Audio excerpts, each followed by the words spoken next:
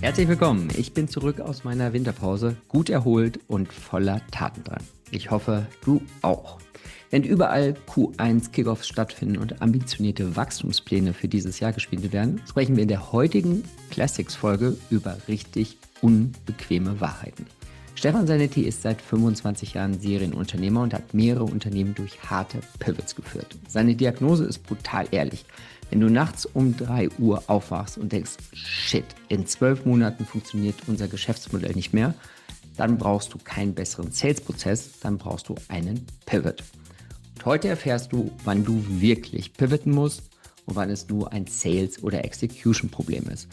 Wir tauchen in Stefans 60-Fragen-Framework zur systematischen Pivot-Entscheidung ein und wir erläutern, warum erfolgreiche Startups durchaus 2 bis 3 Pivots hinter sich haben. Und nun viel Spaß mit Stefan Zanetti und mit mir, Björn Schäfer. Welcome. Hi, Björn. So as a proven serial entrepreneur, you have developed over the last, I would say, a year, you have developed a system in detecting and management fundamental change. Before we dive into this, I think I just leave it to you to just introduce yourself, give a brief background, and then we'll dive into the juicy. Yeah, cool. Thanks a lot, Björn. So the story is pretty simple. I'm an entrepreneur since 25 years.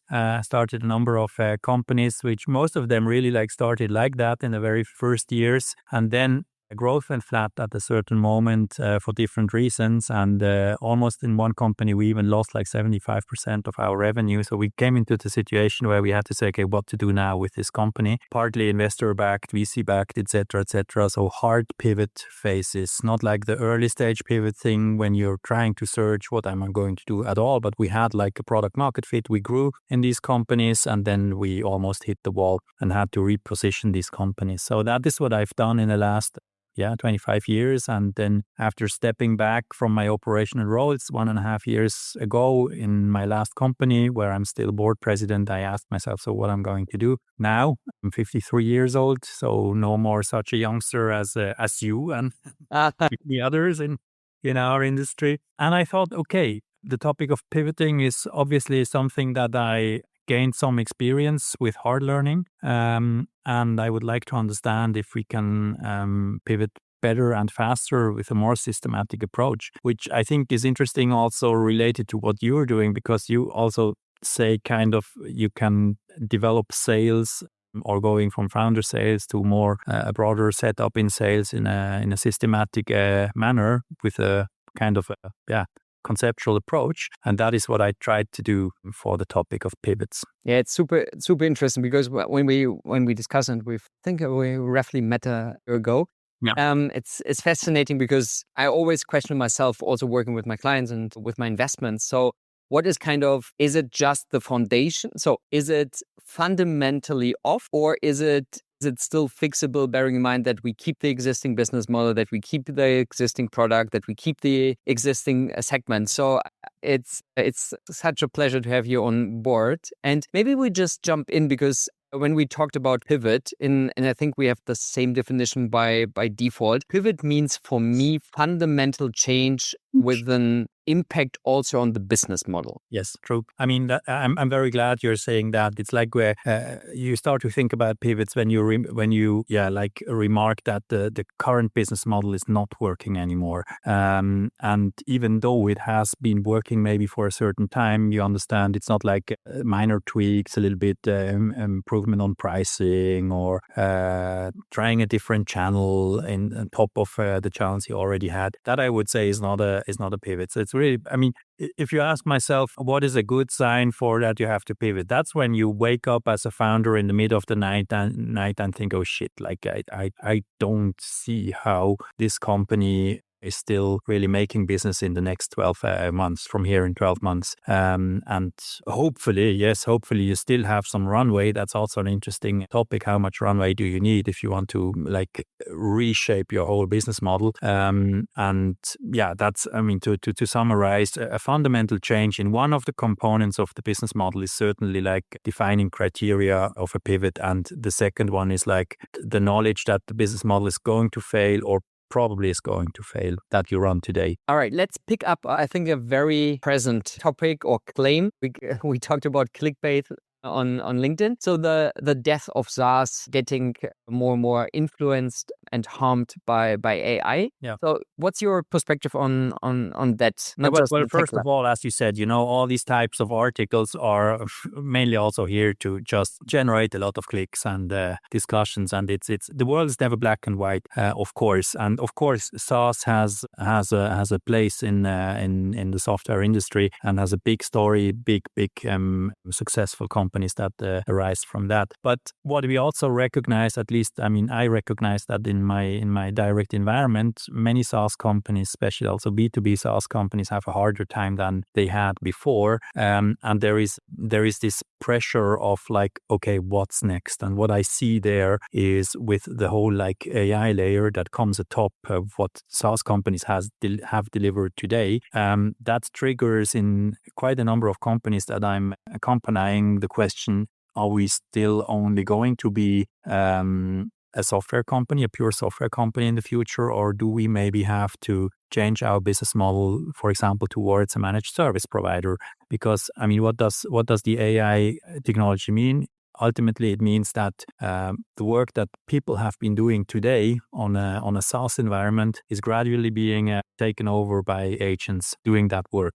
So what's the company behind doing that? Is this like, are you still like only providing the SaaS interface and there is another agent doing the work that people have done? Or do you want to be like the one who's also kind of replacing or forward integrating and taking over some tasks that you have supported so far on the side of your customer? So that's a very typical example for discussions about changing the business model. And we see some companies that start to insource like service-intensive work of their customers, which they've done so far on their SaaS platform, and start to take on really manual work first to automatize that over the time with agents. And that's obviously that can be a very interesting move in the business model, especially if you see that your growth is kind of limited as a pure SaaS player. I'm super intrigued because the lack of market traction or the lack of growth, maybe it's to make it even more tangible. Let's do provide some more depth in terms of assessment, because I'm always torn. So if I would be an investor or a business angel and I've invested into a SaaS company and they've reached kind of a growth plateau, I always would try to, let's make this business model work instead of shifting towards an entirely new or shaping fundamentally on the business model. So maybe to make it tangible, just guide us through. So what are the processes and steps to say, okay, we really truly need a fundamentals change, or you be provocative, you haven't done your homework and the business model itself could work? Yeah. Maybe one step back. I also see a lot of investors who invest in a company and then they bet just like that 1 of 10 has to return the fund, for example, and the other 9, 3 of the other 9 are dead. Kind of that's the rule of the game in a risky investment business. And the other 6, I don't care so much, so they just are left like on their own. I've experienced that on my own too. This is like also inherent part of the power law in, for example, VC investments. So not all investors really invest a lot of time in thinking about, okay, what should we do? Sometimes the very simple answer is, we just have to sell the company. But that's not a strategy, of course. And it's specifically, it's also not always the best option for the founders or for the management teams or for the teams at all. So to come back, your question was, when to really think about the fundamental change of the business model. I would say once per year, please, because if you look at how fast the development happens in startups and in the environments, in the markets of these startups, it's very well possible that within a year you completely lose traction that you have had. So I recently encountered a guy who said, my business plan is not a business plan, it's a pivot plan, because I know I'm going to walk my way through different business models. And I think it has some truth in it, because we know that essentially successful startups, in average, they had 2 to 3 pivots behind them until they found their final business model. So this is not a very clear answer as you asked for. I mean, when do you start to pivot or not? I would say two concrete aspects. One is that the one I said before. If you really wake up in the night and think, okay, shit, I don't see how it's going to work out in the next 6-12 months. That's a good indicator to say, so maybe we should do a step back. And the second one is more like a question of how do we organize our experimentation and exploration work in the company. And that's also interesting. I mean, if I talk to investors, typically also VCs say, hey, focus. So you got to be focused. And we know all the discussions about ICPs, and you're probably also very much on this topic. Do you have a clear ICP? And I'm totally aligned with this. Of course, you cannot do everything. But if you know that the majority of tech startups have to undergo some fundamental pivots during their journey, so the question is really how much do you permanently invest to explore other options with a very limited amount? And there is different models, of course, like, for example, McKinsey had this 3-horizon model, which was more like for the corporates, or what I call the E3 model, which is like exploit what you have. This is exactly where you are in, but experiment where you have some certain indication that could be like the next field or a part of the next field you're going in, and explore, which is the third E, which then would be like a hypothesis, not really proven, but something where you say, okay, invest maybe like 5% of my efforts to understand how the stage after this stage could look like. I'm just thinking out loud because and you know some of my work, so I always see, so my preferred option, and I think this is kind of business economics 101, is can I keep the product and the service provided, can I keep the core and then try to find any attractive market segment and navigate through the market with a given or proven product? And I think the more and more I delve into details, I think you are doing the country. So basically, if I'm failing, so that the last resort or a very valid resort or option could be that after exploring different go-to-market strategies and tactics, if it's still not taking off, then the last or the next resort would be to basically step backwards and zoom out and really assess the fundamental, is the business model right? Is that a fair assessment? Yeah, I think it's a fair assessment. Or maybe to complement it, I mean, I've like you, I've built up, of course, some conceptual framework, which is, I call it the pivot framework.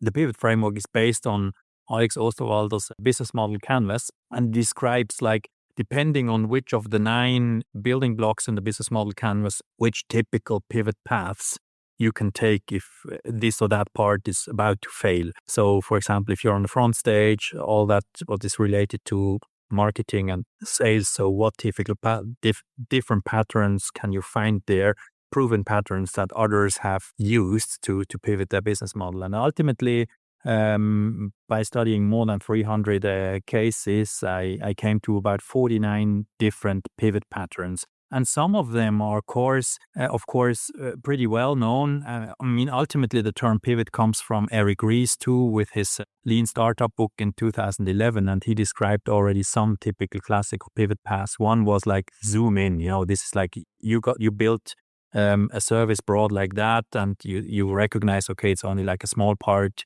that is being pulled by the customer. So that's an easy one.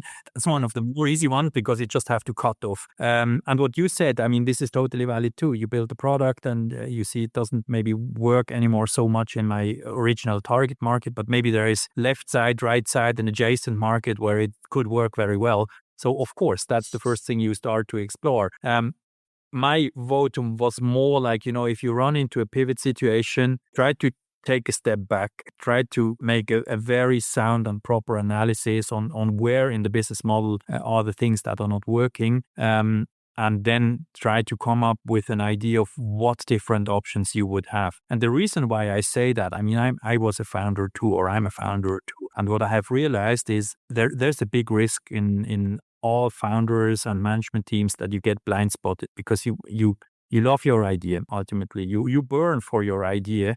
And then suddenly you realize, shit, I mean, they don't pull that, there's no more such pull in that idea. So the first thing you do is you push on the pedal and you try to do it harder what you've done so far, which sometimes is also right. And there may be markets who do like that, or you have external shocks like Corona, where you said, okay, you just have to survive the phase. But otherwise, look at for example, those companies in the travel part. They who made it through this phase, they are back now in business, and they did not have to like completely pivot to something else, so they only had to survive. But there are phases where you have to say, okay, it's not going to work anymore out like that. I give you an example.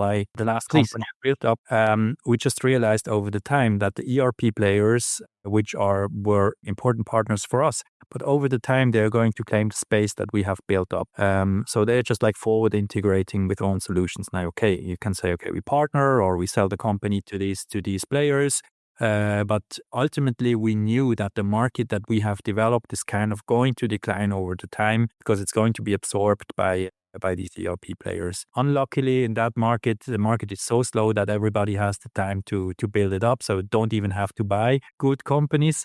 So then you were in a situation where I said, okay, we've developed the market, we've created a product market fit, but systematically we know that the ownership or the space we claimed is going to be grabbed by other players in the market. So this is a systemic problem. So this is nothing you can make up by running faster, bringing up more cool features or whatso else. And that you have to recognize that there is essentially long term no way to win big in that market. So that triggers then hopefully a pivot. I would totally agree, because when I was writing my book, as you know, the first chapter is about market segmentation, and it's one of the pieces I personally have overlooked for a long period of time. And also when I see some not so successful companies, and also like what you're describing, you're entering a market segment and then at some point the growth slows down, and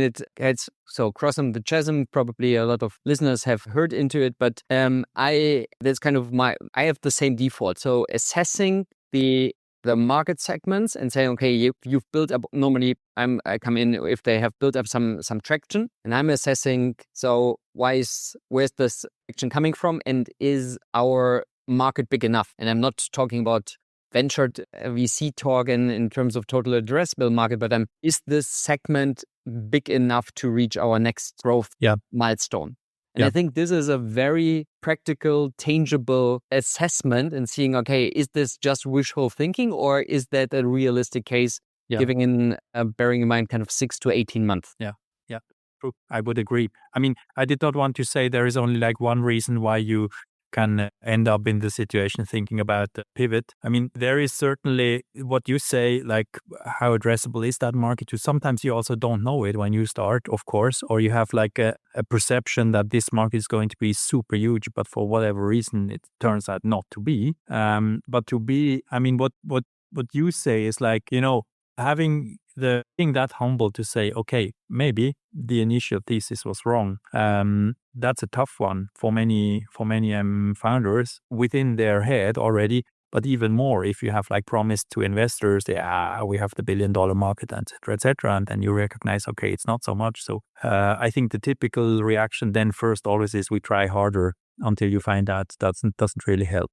And that's a very good one, because I was thinking, if I picture, I think the issue founders face as, so we are tackling the same problem. So it's always, we are not growing fast enough. So this is kind of, we are missing our revenue trajectory, etc. So, and I compete often with sales coaches. So people kind of, we it's slowing down, and it's even more practical in terms of we have to do more calls, we have to do more demos. And so no one is caring about, is the product fitting? Do we have kind of, how are we positioned? How strong is competition? No one cares, because the hope is, we just get this banded on and everything will be miraculously better. So I zoom out and say, okay, let's assess the market segments. Let's see in terms of lead gen, pipeline management, all that middle layer, I would call it. And I really love your discussion, because you say, even my approach and still being a little bit more holistic than just being a kind of optimize the call structure. There are a lot of cases also in the VC-backed or venture-backed scene that even that approach is not enough because you are fundamentally off in your solution or pain product market solution fit. Yeah. I mean, if I can catch up on this one, I had an interesting discussion yesterday with a guy of England who told me, I was also one of those 90% founders in a VC portfolio, which did not belong to the 10% outperformers. And amongst us, it's even not 10%. Statistically, it's 4%. Exactly. It's not 10. X or whatever, bringing as of a return. But nobody believes that he's part of the 90%. That's the crazy thing. And not only they hope to be one of the 10% that fulfill their initial plans, but they also could not really imagine that they belong to the 90% unless you've been a year, 2 years into that situation where you think, oh shit, it's not working, and try whatever, and it's not moving.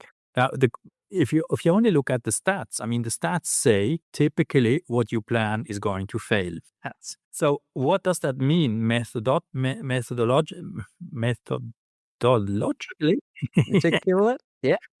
And the guy I talked to, he came up and said, in principle, the best situation to start the discussion about are you really on the right track or not is right after you got an investment. So he would expect a VC to say, okay, you know what? We've settled the deal. We all believe it's going to good. But the truth is 90% of the cases it's not. So now what are we going to do to prevent that we are by definition going to be one of the 90%? So that is it sounds a little bit, on a meta level here, but being aware that, because we have this, you always see these super successful startups and everybody wants to be on that unicorn track or whatsoever track. But being that realistic and that humble to say, no, chances are really, really, really high we're not going to make it with that initial plan.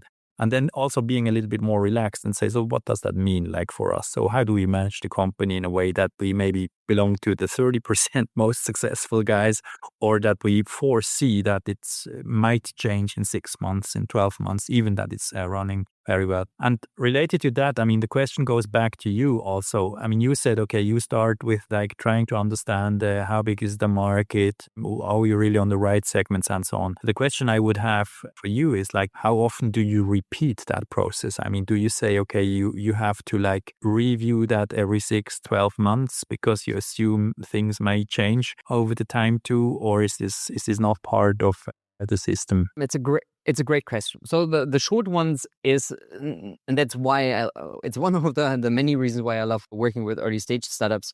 Nothing is stable or constant for 6 or 12 months. So probably yes, you Okay. have, if you have chosen, let's make it a little bit tangible. If you've chosen a promising market segment, you've built up initial traction, then I believe that you could easily stay in that segment depending on the external factors in the market development to really penetrate this market segment. But normally I work with high-paced companies where we work on chasing and meeting the current business plan, which is then kind of the entry card or one main pillar to raise the next funding round. Okay. So either way, we are not. So I'm focusing on 12 months primarily, or anticipating 18 months for the next funding round. And then depending whether it's from pre-seed to seed, so roughly from 1 million to 3 million, preparing Series A and then scaling towards Series B, you always have pretty I call them strategic bets.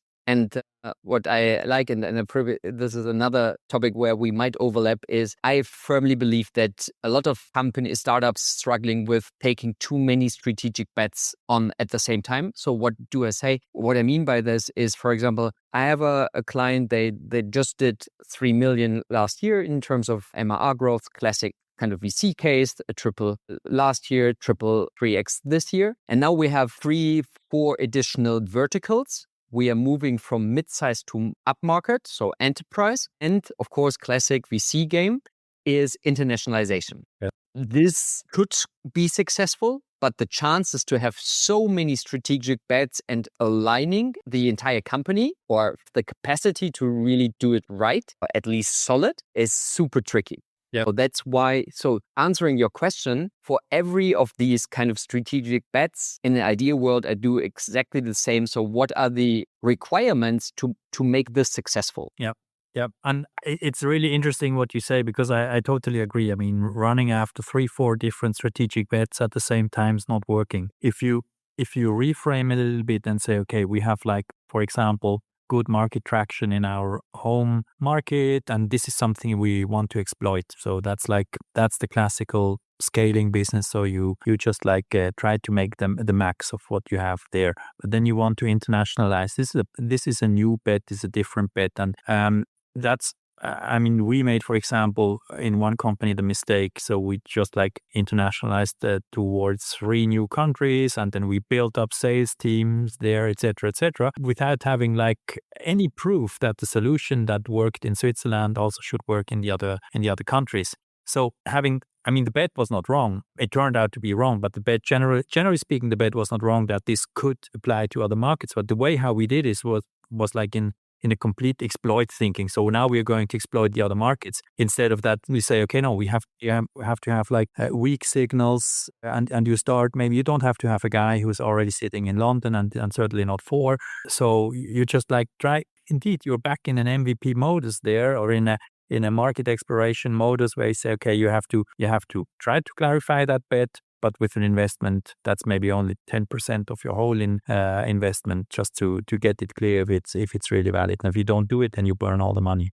for nothing. Yeah, and it's well, we both know the game, but I'm always torn in between. So that's this kind of, I would say, experience or competence grow over time, that I'm very cautious how many bets are we pursuing in parallel and to what amount. And you were saying, so stabilize the core operations, and then you might have kind of 10-20% of exploration, and it might be even, then we're talking about a pivot again, so it might be even becoming more successful than the core business. But I try to have a healthy balance, to kind of getting some, still talking about early stage companies, but have a stable building block, which is more working solidly. Because if you haven't, without a foundation, it's super, super risky to do everything at the same time. Absolutely.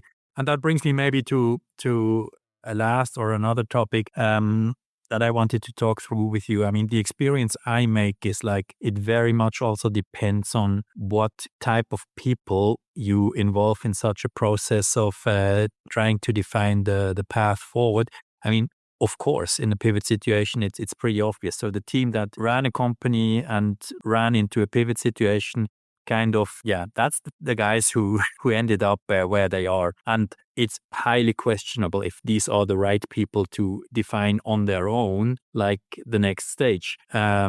Because for reasons, I mean, they've wrongly bet or whatever. So the thing I do in the work, I mean, I do with tech startups, I always try to define a group of people which are also not so close to the core business, maybe not so spoiled by the original founders' ideas. And I always ran them through first a questionnaire of 60 questions, where they just have to answer, do we think we are good, not so good, -3 to +3, just to create kind of a databasis, which is not hard data, it's a perception data. And interestingly enough, the perceptions really differ. They really differ. I mean, of course, depending also on the people you bring in, but even within the companies. And that's already interesting, because the thing I'm really oftentimes thinking about, how can I bring the people who are really set on their track and see that was our plan, that's what we wanted to achieve. How do you show them what might be left and right side from their original conception? And in German, I mean, we have this wording of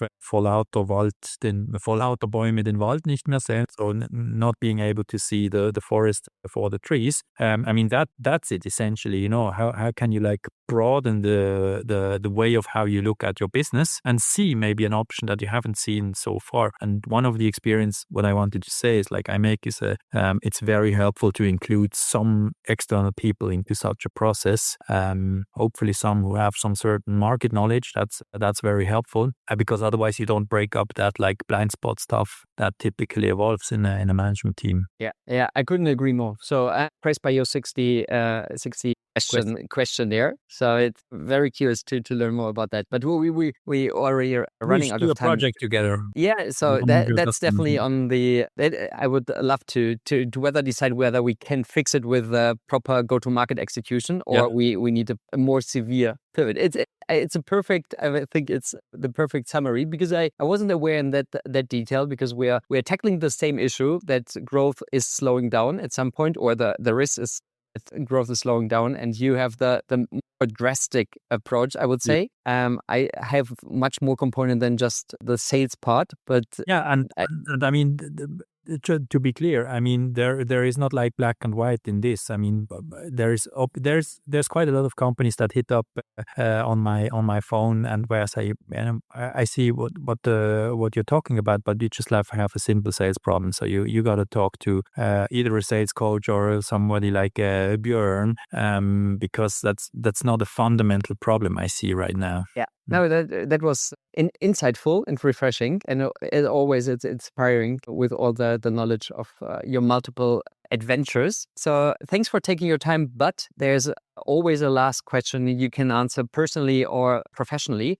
So what are you learning today that you do not master yet? Oh, that's a good one. I'm by education, I am a computer scientist, also a computer scientist. But I didn't program for the last 25, 30 years. So now I decided to go back to that area, and because I want to understand how can the whole framework I've built up, how can I like build up an AI agent who is like doing this automatically, what I'm doing today as an in-person service. And that's maybe the thing to answer your question. What are you looking to learn, what you don't master today? I want to go back to programming a little bit. Oh, nice. And not alone though. I mean, I do not have the approach that I have to master everything on my own, but at least I want to understand how it works in detail. Cool. Yeah. So all the best, and primarily have fun with it. It sounds like a cool project, or kind of reigniting the past. All right,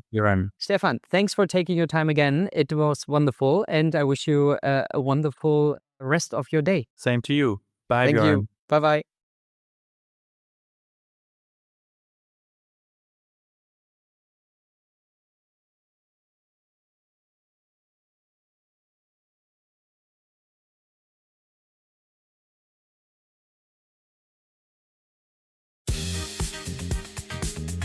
Thank you very much for tuning in. Each week, I have the pleasure of engaging with exceptional founders, industry experts, and investors to discuss the ups and downs of early stage growth. I primarily focus on B2B and Gen AI startups progressing from 1 million to 10 million ARR. We share valuable lessons and best practices for scaling quickly and efficiently. If you enjoyed this episode, I'd love to hear your thoughts. Feel free to give me a feedback on LinkedIn or give it a thumbs up. I can't wait to see you in the next one.